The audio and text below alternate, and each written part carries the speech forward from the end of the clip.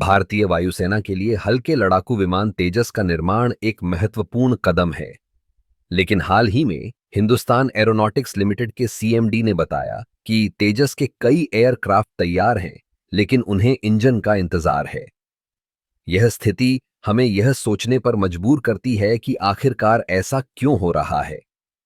तेजस का विकास एक लंबी प्रक्रिया रही है।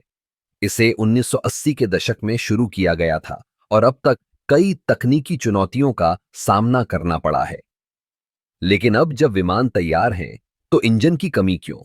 दरअसल तेजस के लिए जो इंजन चाहिए वह एक विशेष प्रकार का है, जिसे हल्का और शक्तिशाली होना चाहिए। एचएएल ने पहले ही कई एयरक्राफ्ट तैयार कर लिए हैं, लेकिन इंजन की आपूर्ति में देरी ने सब कुछ रोक दिया है। यह सिर्फ एक तकनीकी समस्या नहीं है, बल्कि यह हमारी आत्मनिर्भरता की दिशा में भी एक बड़ा सवाल है।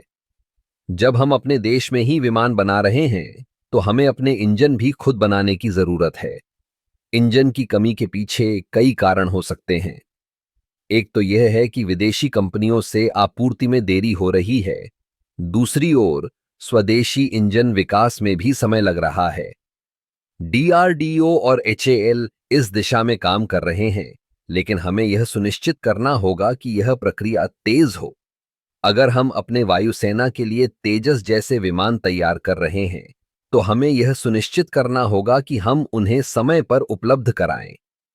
यह सिर्फ एक विमान नहीं है, बल्कि यह हमारे देश की सुरक्षा और आत्मनिर्भरता का प्रतीक है। हमें यह समझना होगा कि तकनीकी विकास में समय लगता है, लेकिन हमें अपनी प्राथमिकताओं को सही तरीके से तय करना होगा। तेजस के इंजन की आपूर्ति में देरी से न केवल वायुसेना की ताकत प्रभावित हो रही है, बल्कि यह हमारे देश की रक्षा नीति पर भी असर डाल रही है। आखिरकार हमें अपने वायुसेना के लिए एक मजबूत और सक्षम लड़ाकू विमान की आवश्यकता है। तेजस का सफलतापूर्वक संचालन हमारे देश की रक्षा के लिए बहुत महत्वपूर्ण है। हमें उम्मीद है कि जल्द ही इंजन की समस्या का समाधान होगा, ताकि हमारे तेजस विमान आसमान में उड़ान भर सकें और हमारी वायुसेना की ताकत को और बढ़ा सकें। इसलिए हमें इस दिशा में तेजी से काम करने की आवश्यकता है। यह सिर्फ एक विमान का मामला नहीं है, बल्कि यह हमारे देश की सुरक्षा और भविष्य का मामला है।